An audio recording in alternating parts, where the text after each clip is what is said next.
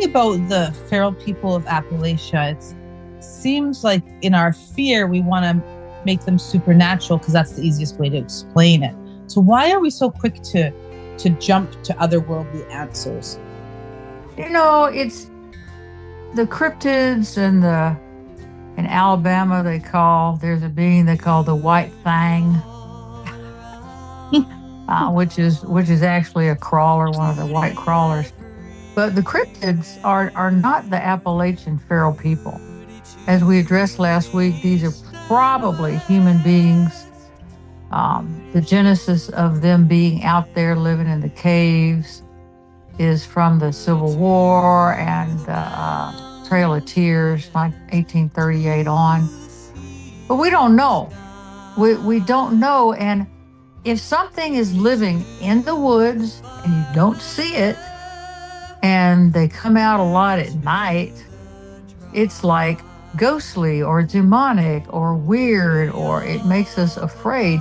And this is a very basic thing. It's the reptilian brain saying, if you go out of the cave at night with a fire burning and in front of it, you can get eaten, of course. And that's very true. That's very true. But I think it's our lack of understanding and our desire to scare ourselves. Why to go to haunted houses? I mean, what the hell's with that? It's kind of crazy. We have some growing up to do. We really do have some growing up to do, and our neurology is affected by fear. Our emotions are affected by when we get into a fear thing, and it feeds on itself. And the feral people can be very dangerous. I mean, this isn't somebody you're playing in the woods with, having tea with a terrorist. These are feral people. They're like a feral animal. They have no culture, no language, no medical care. I don't know if they have fire. I don't know. Some are covered in sores. They are inbred, a lot of them. And they do steal people, steal children, steal this and that. And I think that's a very dangerous thing when you have an animal-like human with human-type abilities. What kind of intelligence? I don't know. What's their IQ? I don't know. But I don't think there's a very high EQ there. But I think it gets down, Linda, to the point that we need to grow up. We need to have some compassion there and say either stay away from these people or let what people call the government go in there and take them out.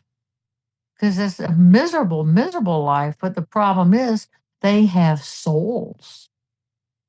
These are ensouled beings, like Space Brothers, like the Yeti, Bigfoot, probably Dogman. I don't know. These are beings that are different, that are cryptid, but they're not human. A cryptid is a non-human thing. Now, the Yanalushi, the skinwalker, that is known basically in the Navajo Nation. And is it real? Oh, yeah, it is. It's quite real. Are there other skinwalker beings in other parts of the world? Yeah, there are. I don't know. It's a mystery.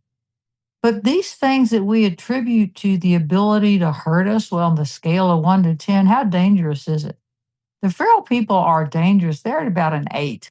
That's an apex predator in a way. That's a very scary thing. So we need to have the compassion as well as the ability to just stay out of the way.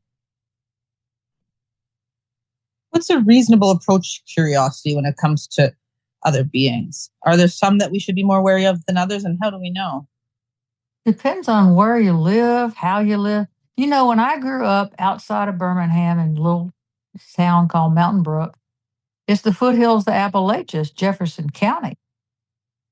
And it's very different in energy than where I lived most of my life, which is in Tenino, Washington, outside of Olympia. Very, very different energy fields.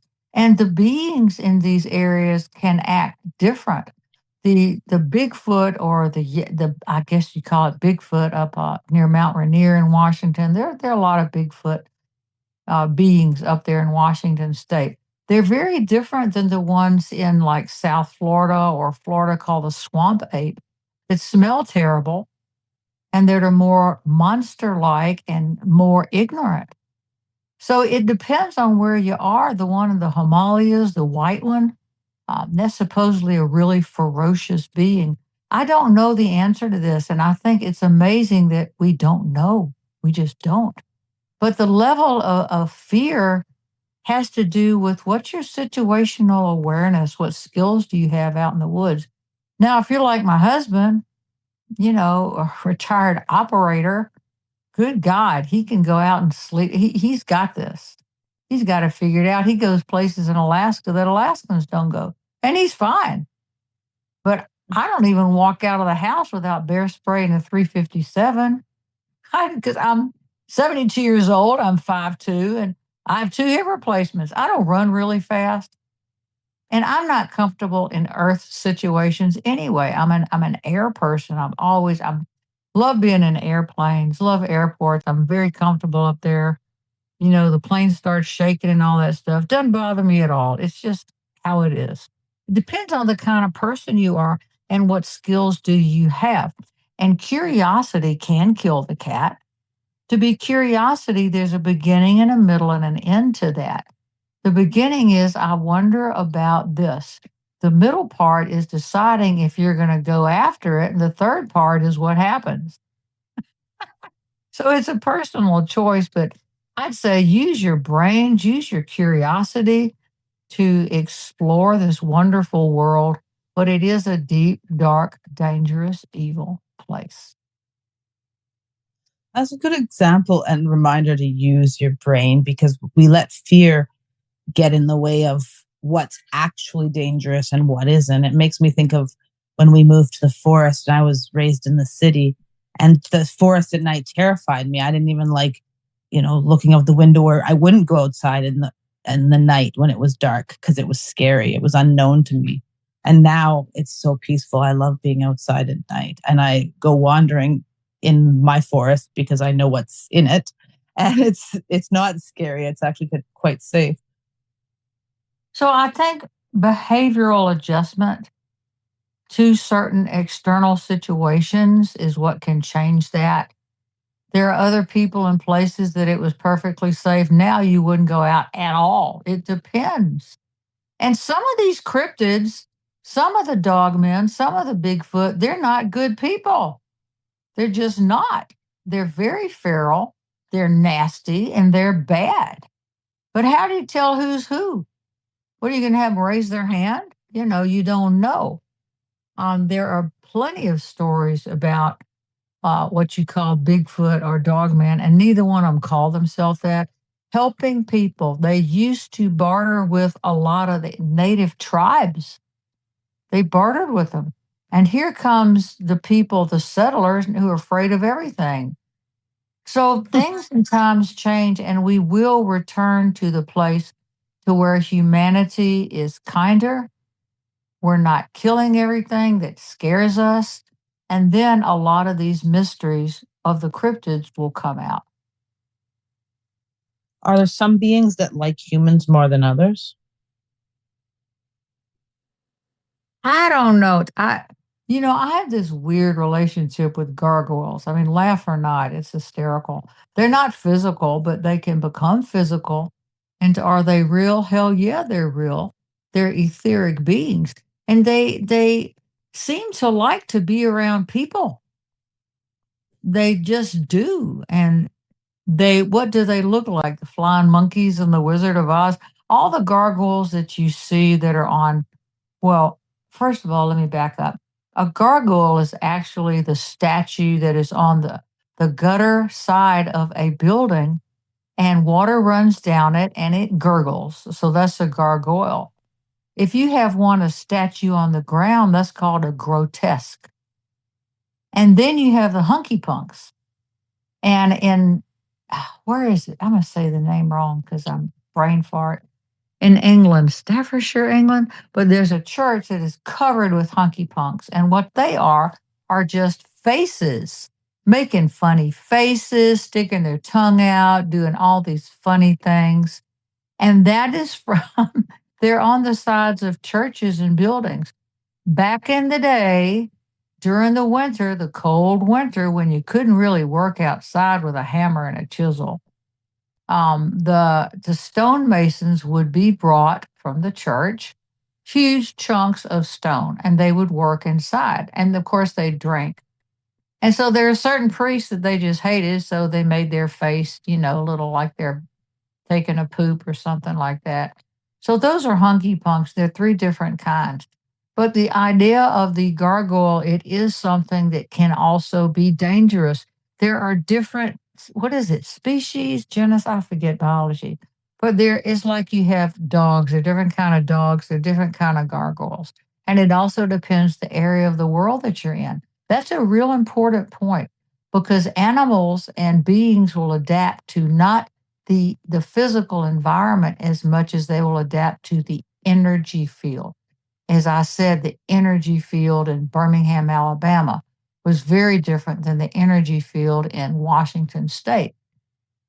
And even so, that is very different than here in remote Montana.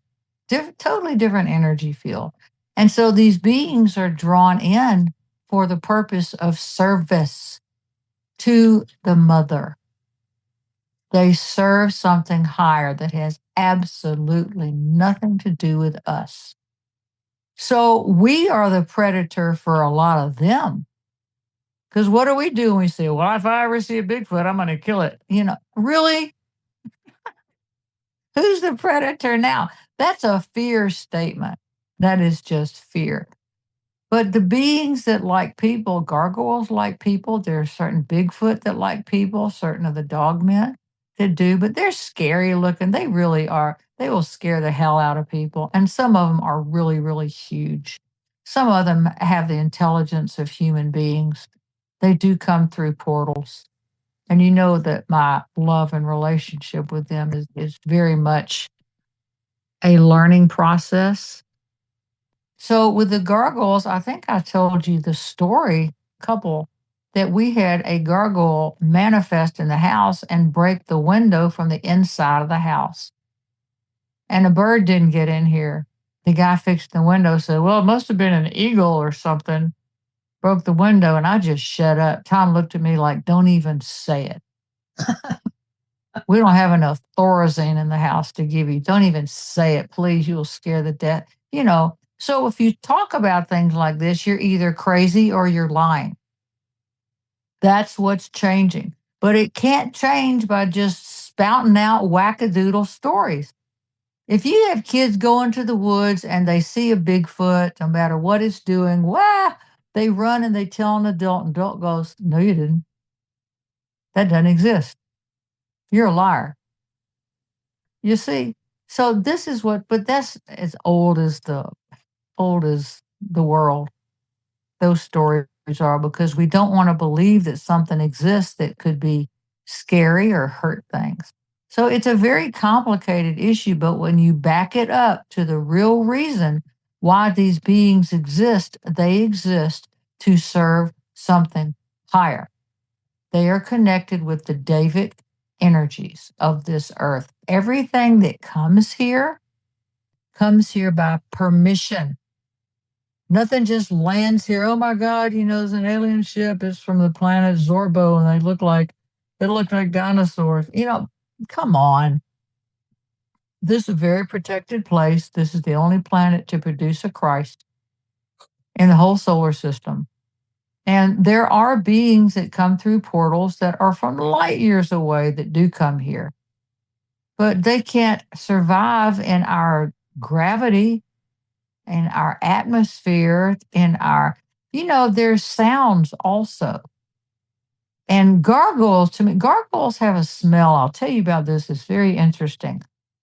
I can tell when they're around because it's like I smell something, but it's not with my nose. It's something deep. It's an internal smell. It's a sense. And I'm sure other people have smelled this kind of thing. But if you smell a Bigfoot or a dog man that's not real evolved, they smell horrible. Oh my God. Like a combination of vomit and dead bodies. Why is that? Because that level of Bigfoot or dog man is not evolved. They don't want to keep themselves clean. Even animals will keep themselves clean. So that's a real weird thing. And I tend to think part of it is because of the environment they're in. They can't control it in a certain way. But on the other hand, that what you call the government that uses them as asset, they can't control the dogman. These are wild creatures. They'll just pop through a portal. You can't control them. They are used some as assets, but you never know what you're going to get. It's a difficult asset if the outcome is hard to control. That's what's interesting about assets. They always have to have their own little danger signature. You know, they wouldn't be what they are. They're specialized in their field, whatever their fields are. They have a certain energy signature that is different from a normal, oh, let's just say soldier or normal whatever. You know, it was brought up the other day to me, and I said, really? Are we there now? So really, now, do you think there are going to be robot wars in the future? I said, what? Really? What kind of movie is that? Why would you send robots to war? What's the purpose? The purpose of war is to kill people, you know, and if you kill a person in a war, there is no karma because you agreed to be there. And that's kind of weird. But no, I Hmm. don't think now. So the fear of AI is now we're going to have robot wars. You know, we got to grow up. Yes, we We do. that's the main thing with this. We have got to become, we have to find a way to become more intellectually reasonable and not believe everything we hear or see because we don't know the answer to it. But these beings, the cryptids, they are all there to serve a higher power. The Davic entities, these hundreds, these billions of entities that that work with, to, and for just the earth itself. They're part of that, and they happen to be physical.